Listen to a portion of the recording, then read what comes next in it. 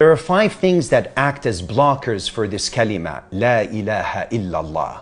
If these things are in place, then this kalima will never take a hold of our hearts. So we have to negate these 5 things to gain the reality of La ilaha illallah. The first that we have to negate is we have to negate the doing of the universe. That the universe cannot do, that the sun is not providing light, Allah subhanahu wa ta'ala is providing light. That the fire doesn't burn, it is Allah subhanahu wa ta'ala's amr that burns. That the knife doesn't cut without the amr of Allah. The second thing is, we have to negate the conviction of the previous ummahs.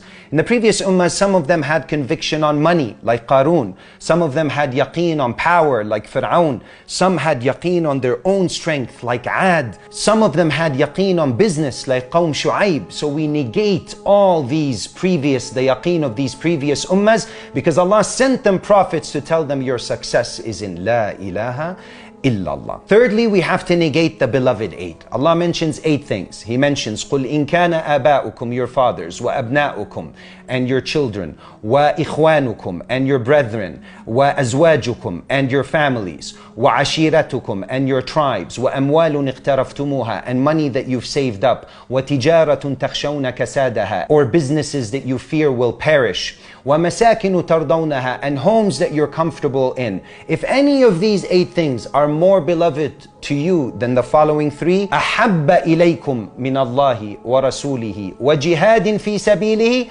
from Allah and His Prophet, and striving in Allah's path, فَتَرَبَّصُوا, then just you wait until the punishment of Allah befalls you. So here, this is the 3rd one. The 4th one is we have to negate the nafs. We have to negate the nafs, that I cannot do out of my own power, but everything is in the hands of Allah subhanahu wa ta'ala. روح يا أنا يا فاسد التركيب يا حائلا بيني وبين حبيبي. That we want to get rid of this I, this ana, that's standing in the way between me and Allah subhanahu wa ta'ala.